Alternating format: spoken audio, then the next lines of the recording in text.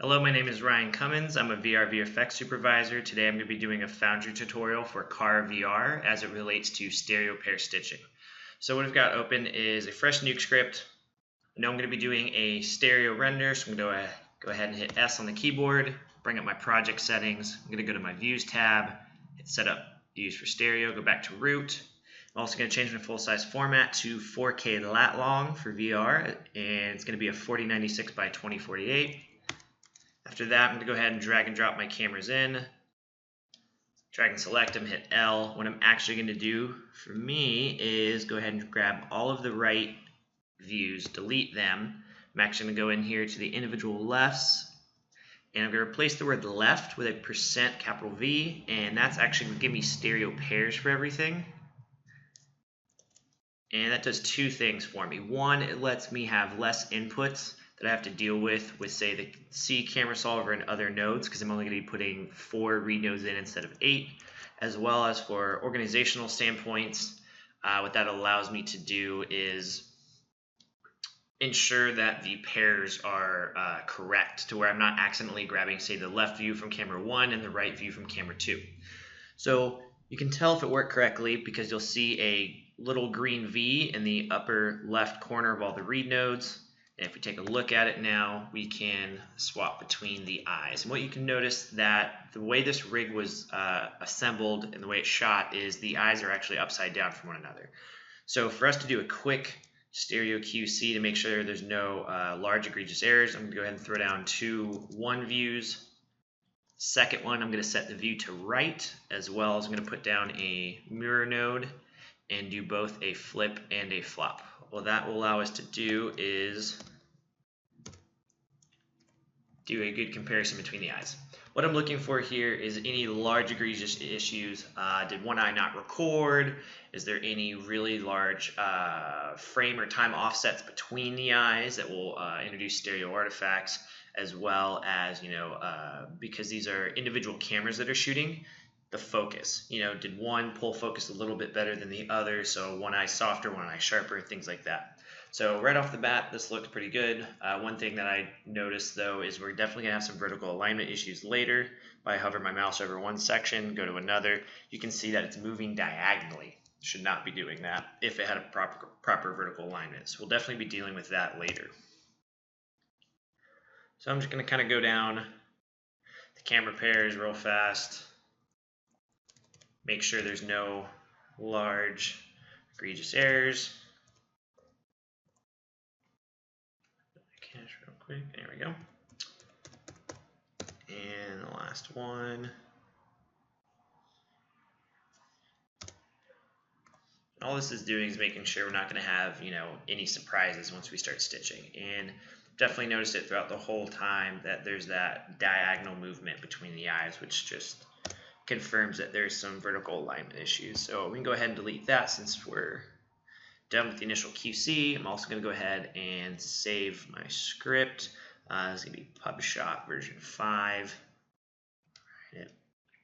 Okay, so once we got that out of the way, we can go ahead and start the stitching process. We're going to go ahead and throw down a C camera solver. And we're going to hook up the 4 inputs. And like I said, because we did the stereo pairs, we only need to do 4 inputs instead of all 8.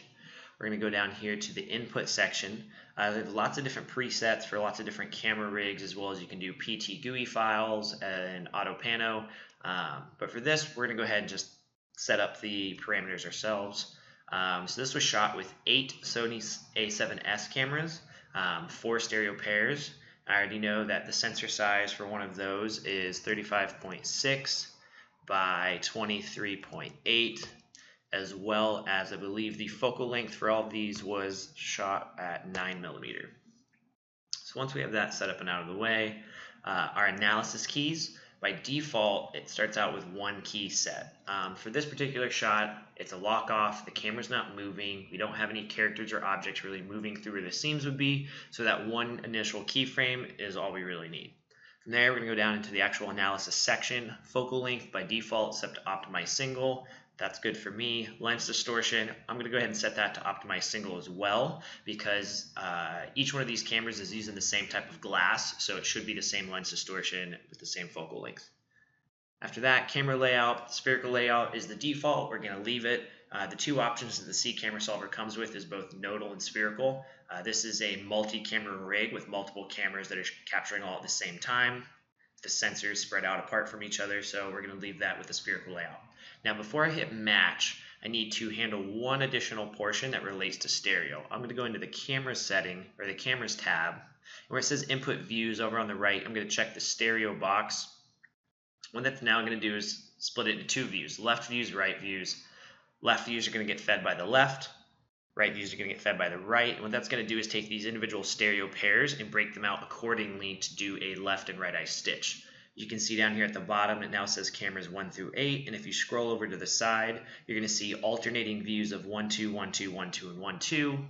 1 represents left, 2 represents right. So now we have the alternating cameras as it relates to the left eye stitch and the right eye stitch. So once we have that set up, we can go ahead and back over here to C camera solver and hit match.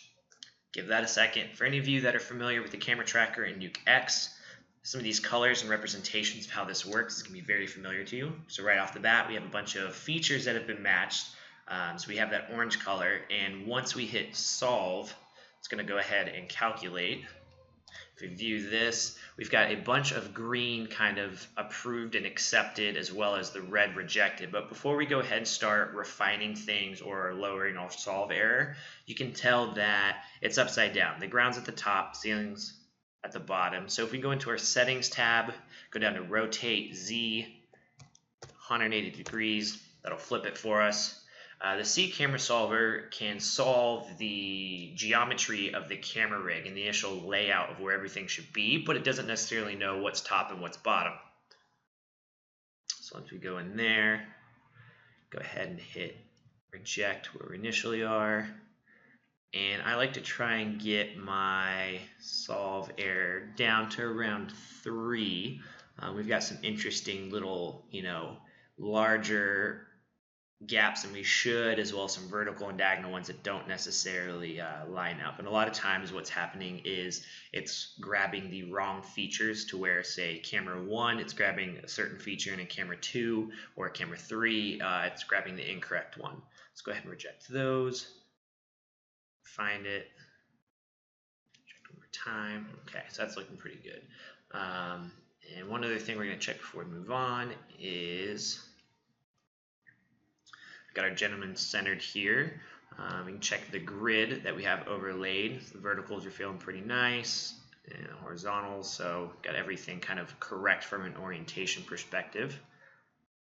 All right, and one last thing we can do, camera projection.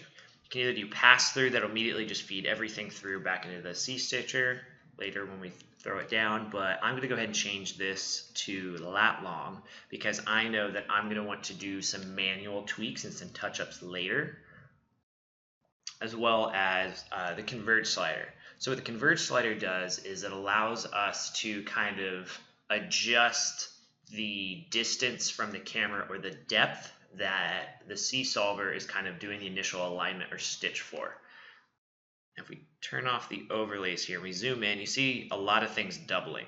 You see certain things are clearer, and certain things have, slight amounts of doubling, and others have large amounts. And that's kind of the varying degrees of depths that you're seeing within the seams. And by default, it's set to 10. And as you adjust it and, kind of lower it and raise it and things like that, it'll start aligning for certain depths. So if we say we go ahead and set this down to, say, something like 6, we're going to see things adjusted. This is a little bit better looking over here. This is better looking. That's a little better looking. It's always a trade-off. You kind of have to assume where your seams are going to be and kind of what your overall game plan is, because when you originally set this, you're trying to kind of get the best bang for your buck, as far as where the seams are, and you're trying to pick areas that are maybe the same distance or depth, so that way you can almost pick one converge point, and then when the C stitcher does the blending and warping, it'll have to do a lot less work, and the results will turn out a lot better. So we know that these people and this gentleman kind of here, all of this exists in one main camera. So we really want to try and solve for areas in the environment that we know are kind of, fairly easy to solve for. So we have Converge for set for 6. And I know that later I'm going to want to do some manual tweaks. So I'm going to go ahead and do a split and join.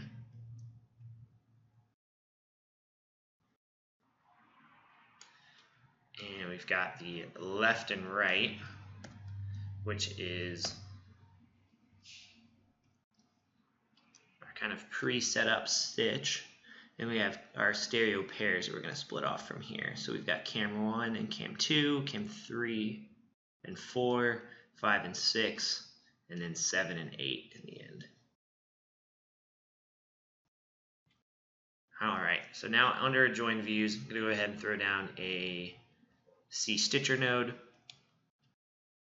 Before even viewing that or getting that going, I need to go ahead and check off enable stereo stitch, so that way it will stitch both the left and the right eye. Other thing I'm going to go ahead and do is if you go to the vectors tab, there's lots of different options. For me today, the only two that I'm really concerned with is vector detail and consistency. Because I know that some of the areas that I'm going to try and be, hiding the seams in don't have as much high contrast detail as some of the areas in the center camera. I'm going to go ahead and up my vector detail to 1. The more we raise these settings, the heavier the processing time is going to be, but I also know that my whole shot is only about 60 frames long, and so with that I can afford the additional processing time. So it's always going to be kind of a trade-off by, how large your resolution of your shot is, how many frames it is, and what type of quality settings you need to actually finish and get the shot final. So I'm going to go ahead and raise the vector detail to 1. The second thing I'm going to change is the consistency. What the consistency is trying to do is it's trying to ensure that the features and kind of areas that it's doing the blending in and generating the vectors for between, say, camera 1 and camera 3 or 2 and 4 is maintained. So that way it's not, taking one object in camera 1 and shoving it and pushing it one way, and then another object in camera 3 and doing the opposite. So then we're going to have kind of awkward issues. It's going to try and maintain as much accuracy as it can, which is really good when we get to the stereo pairs, because ultimately the more distortions and differences between the left eye and the right eye, the more stereo artifacts we're going to get. So I want to try and keep things as accurate and consistent as possible, so that way it helps improve and maintain the stereo integrity. So I'm going to go ahead and double that to 2. Then from there, we just go back to C Stitcher and view.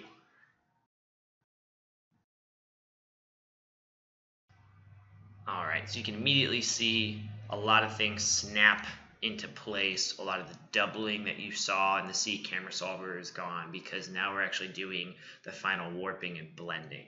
One last thing I forgot to do is I know that we figured out that 6 was a converge point that we wanted up in the C camera solver, so I'm going to go ahead and carry that back down in here into the C Stitcher as well. So that way it's really going to try and aim for kind of the distance for where some of these walls and whatnot are. We're going to tab into C spherical transform, and we're going to use that in just a moment to start looking around and checking some things. So we're going to take a look kind of where we know some seam areas are over here. We don't see any doubling. Looks pretty good. The verticals are maintained well. Same over here. The vertical post on the wall seems pretty good. We do have some kind of doubling and ghosting here. Let's check the other eye. So this actually has more doubling and more obvious issues than the left eye. So we definitely have to take care of that. But other than that, things are looking pretty good. We're going to use the C spherical transform, lat long. It's the input. Output's going to be rectilinear. I'm going to switch mine to rotation angles. X 90 degrees, and let's take a look up. Alright, so we have a bit of an issue here where we've got, not only do we have a little bit of pinching, but kind of have some warps and distortions going on. And let's go ahead and take a look down. Everything looks pretty good outside of the fact that we've got, a tripod to deal with. So what we're going to do is we're going to take a quick look and kind of figure out what the game plan is going to be for this. So for the ceiling at the top, we can see that, okay, that contains the grate in its entirety, and the pairs before it and after it only contain a portion, and the last pair contains none. So what we really want to do is focus on just using the entirety of this. And then let's check the same for the pole and the shirt. So we've got this one here as well as this one here. So let's compare the two. We only have two options here, so let's kind of see which one's going to work out the best. This one maintains a nice vertical to it and whatnot. This one gets too close to the edge, and you can kind of see it's starting to get kind of pulled up into the left. So I think we're going to want to remove this section to get rid of the doubling and just maintain everything that we have here. So what we can go ahead and do is we can tidy this up a bit real quick, some elbows, so we have a little bit more room to start throwing down some nodes. And what we do is throw down a channel merge, and we drop that in here. And I'm going to change the operation from union to stencil. Hit O, throw down a roto node, and we are viewing the left eye. So I'm going to go ahead and just throw a quick ellipse down in here and feather those out. 25. Actually, I'm going to do the feather on the root. I'm just going to go up here to the root, then throw down the feather so it'll apply it across both. Now I'm going to copy and paste this over for the other eye. But we're going to have to make some adjustments for the stereo. So we're going to go ahead and grab this down here in the middle, and then we know on top of that. So we're going to lower this a little bit as well, just to try and maintain some consistency between the eyes. And what we end up with here is the alpha has been kind of eroded and taken out. So now if we go back to our C stitcher, should be resolved, and we should no longer have any kind of ghosting and doubling issues between the eyes. All right, there we go. So that's been resolved. Now for the ceiling, it's going to be a little bit more complicated. I could try and hold out multiple alphas and then fill things in, but I think what I'm going to do is I'm just going to take care of that with a patch. But as you saw just a second ago, with just doing the little channel merge holdouts, things were starting to slow down just a little bit. VR deals with massive amounts of data. So what I'm going to do is I'm going to go ahead and bake that out into a pre-comp. So I'm going to go ahead and go down to the Cara VR tab in my right node, all cameras.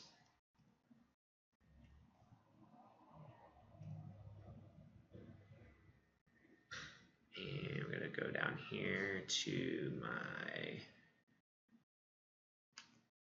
hub shot, renders, pre-comp. Go ahead and throw that down into version 3. %v 0.exr. All right. And check create directory, so we'll go ahead and make that for me. So I'm going to go ahead and bake this out, including all of the cameras, so I have all the information that I need, and so that way later when I go to make the ceiling patch, I'll be able to pull straight from there. Alright, so while this is doing its thing and kicking out a render, I'm going to go ahead and pause recording, and I'll be right back as soon as it's done. Alright, so that's gone ahead and baked out, and if we view this here, you can go through and see it's got multiple cameras and eyes and everything. So what we can do to kind of wrap this up is our two main things left to do is ceiling patch to kind of adjust some of the pinching and holdouts and whatnot there, as well as we need to pin out our rig at the bottom. So Cara's got some nice tool sets that we can utilize for this. We'll go ahead and go up to tool sets, flat long roto paint, and we're going to make some room here. And this is actually going to be the basis for my ceiling patch. So because I baked in all of the different cameras, I'm going to go ahead and one view this off.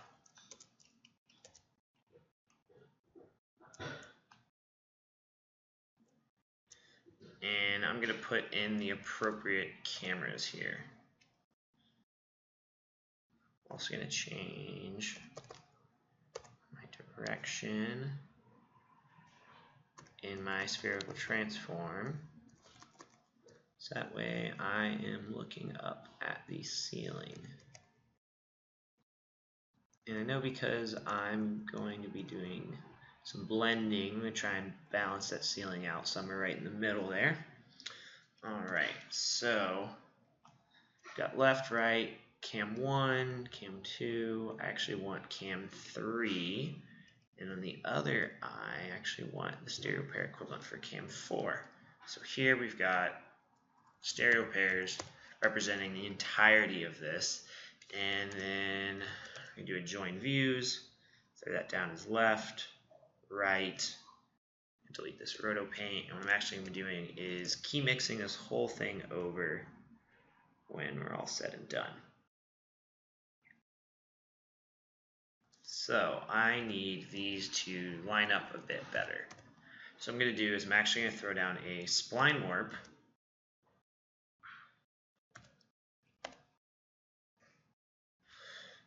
And I'm going to make sure I'm in the left view. I'm actually going to use some pins. This is going to be fairly straightforward. So I'm going to be laying down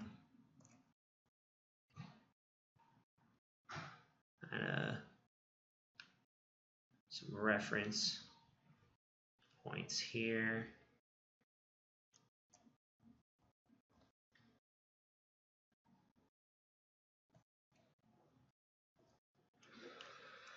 Okay. And then I'm going to go ahead and hop over to the other camera and move them accordingly.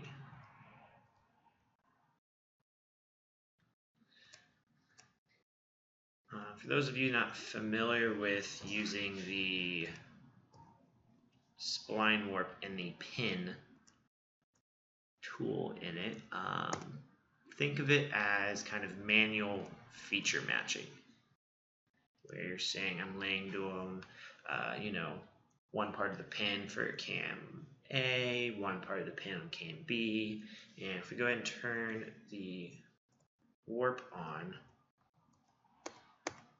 we'll get a nice kind of match and line up where we need things. And turn that back off, touch this up just a little bit more, throw down a pin there.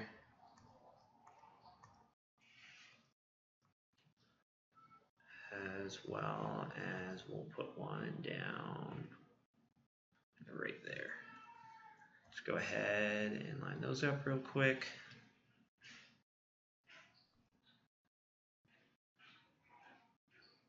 Oh, there we go. I actually did those backwards. Here we go.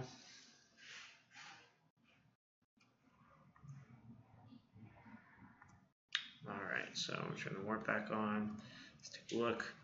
Alright, looks much better now. So we're going to do the same thing, but we're going to do it over in the other eye. So we're going to do a new spline warp.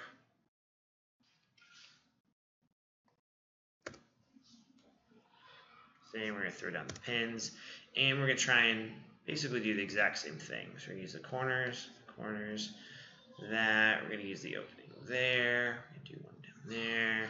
And we really got the bottom left there, that spot, and the bottom there. So that should cover the exact same setups that we used on the other eye. Let's go ahead and hop those over. Stay aligned properly.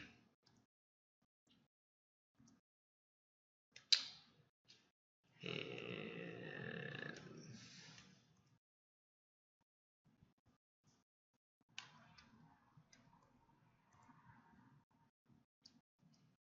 I'm going to check. Oh, forgot the one in the middle. So too far of a jump here. And so let's take a look. Looks pretty good. The last thing I really want to do now is I also want to check between the eyes. You know, from a stereo maintenance standpoint, you know, this one, the bottom, curves a little bit. So see if we can adjust this a bit.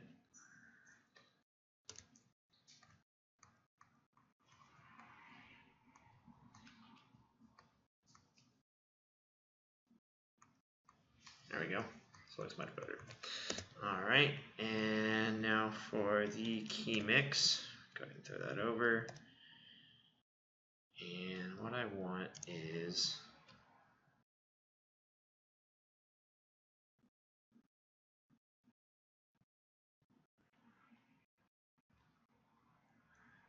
kind of a nice blend in here, if you will.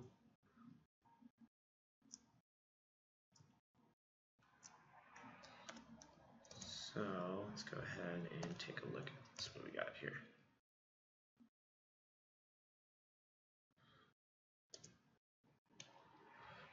Toggle that on and off for a second. So it's looking good. Line up there well. They're getting a bit of a pinch here in the corner. It's from the alpha as far as the corners go. So what we're going to go ahead and do is underneath that, we're just going to throw a blur down, set it to the alpha channel 20. It's going to go ahead and get rid of that pinch. So it'll be nice and smooth. That to 30. There we go. And then what we're going to do is go ahead and throw down a grade node.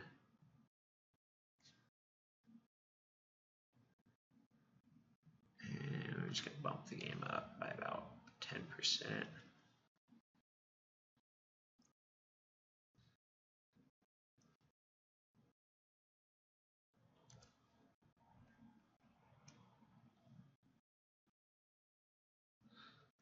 All right. And there we go. So with that done, and there we go, we're missing the alpha. So go ahead and throw down a shuffle, give it a nice solid alpha, so that way when it comes back out, it'll look like that. There we go. So now when we view that coming on and off, it's perfect. And if we want, depending how it looks in the headset, we can go ahead and, you know, feather those out a bit more. Kind of soften that transition up. All right, so next thing is we're going to throw down the exact same type setup, lat long roto paint, and now it's time to do the bottom.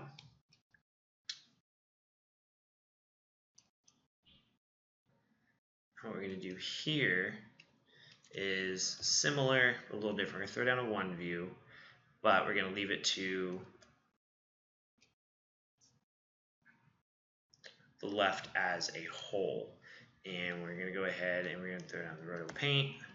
And we're going to go ahead and just completely kind of paint this out of one eye.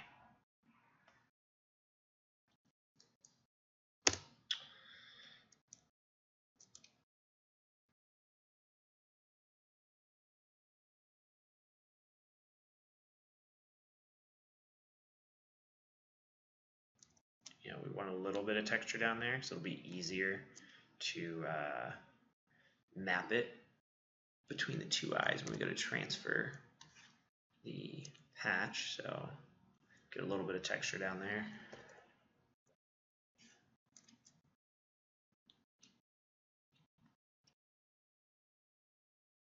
Alright, so take a look at before, after. Clean up that little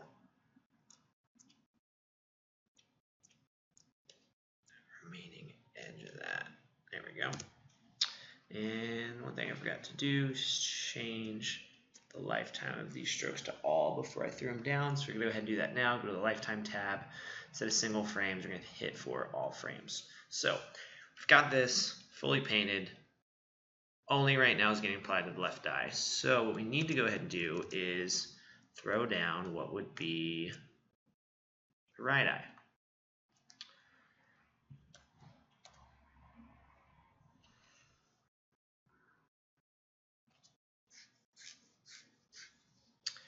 And what we're going to do is we're actually going to take essentially the patch from the left eye.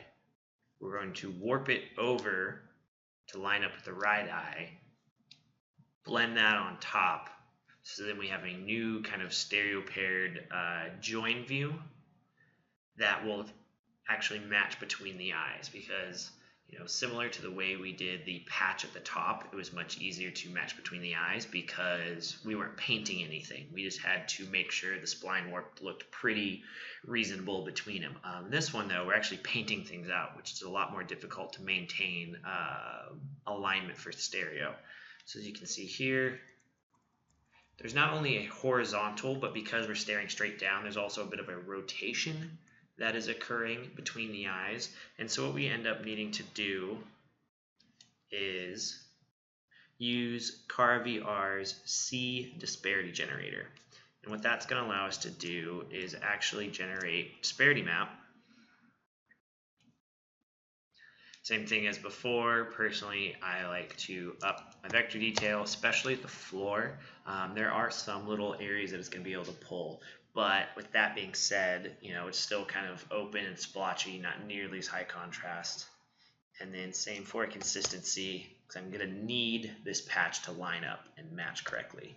So if we view this, we now have the disparity channel down in here. And if we view it, we'll see that it is now calculated and generated the disparity between the eyes while we're looking straight down. And ultimately what we're going to do now is we're going to take the patch that we've painted in the left eye, we're going to apply the disparity to that patch, push it over to the right, and we'll be good to go.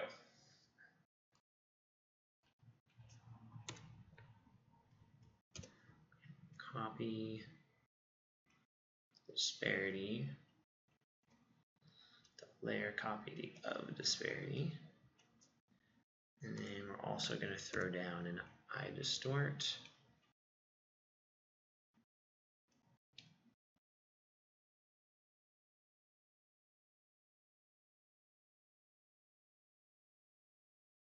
Okay, so let that process out, and now we can take a look at before and after. Let's go ahead and warp it, but what we really are interested in is how well does it match the right eye. So we throw a merge down, flip it to difference mode, compare the two. It's actually doing a really good job of taking the entire plate and warping it to match the bottom. So from here, you can go ahead and throw down the key mix, O for a roto node, and then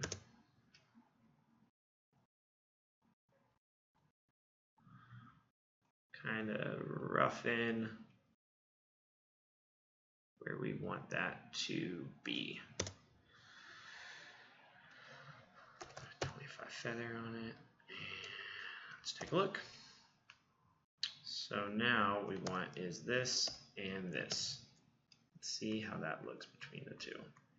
So you're going to see where our patch has been warped over, and then you're also going to see where, just the natural differences between the eyes lay. So you might want to, add a little bit more over here on this side to try and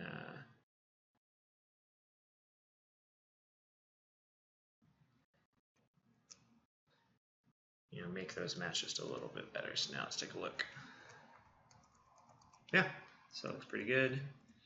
And so now, before we feed this back in here, go back to a join views, and we're going to use the painted left with the newly key mixed right.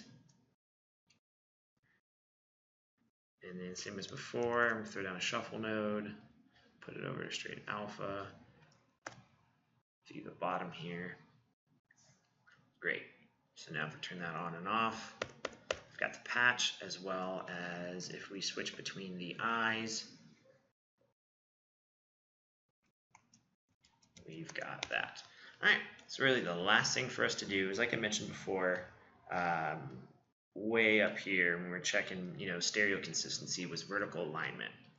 So now that everything's been stitched, I want to take a look at kind of what the overall vertical alignment looks like for these stereo pairs. So as we did before, 2-1 views, switch the second one to right. I'm actually going to view a merge difference, and I'm just going to kind of take a look at things. So you have some things that should be vertically aligned that aren't necessarily. So a little bit of gaps here and there. Some areas like this should be a little bit better vertically. Areas like this, where these should line up better as well. So we're going to go ahead and see what we can do about that. Same thing as before. The new C kind of disparity generator is really kind of allowed us to start working with similar things the way we used to do in Ocular for traditional stereo, but now for VR. So I'm going to go ahead, run disparity generator. Because I'm only dealing with the vertical alignment, I'm not trying to calculate disparities to transfer anything over, do anything like that. I don't need to mess too much with projections or views or anything like that. But as usual, vector detail 1, consistency, I'm going to go ahead and go up to 2, just because I want them to maintain consistency from a vertical standpoint. If one object needs to go up a bit and the other object needs to go down a bit, I want to maintain kind of the overall shape of all the objects as it's vertically adjusting them. Let's go ahead and do that. And then throw down another I distort. I'm actually going to use the disparity R, and I'm going to turn off the X because I only want to deal with vertical on the Y. So now, if we copy our little QC setup we have, this is the original. This is going to be the new one. I forgot to do one part here. I'm only wanting to match, one eye. So I only want this to happen to the right eye.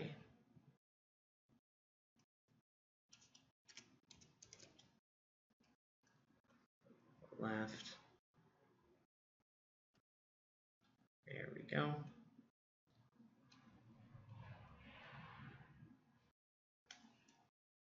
Now let's take a look at the difference. There we go.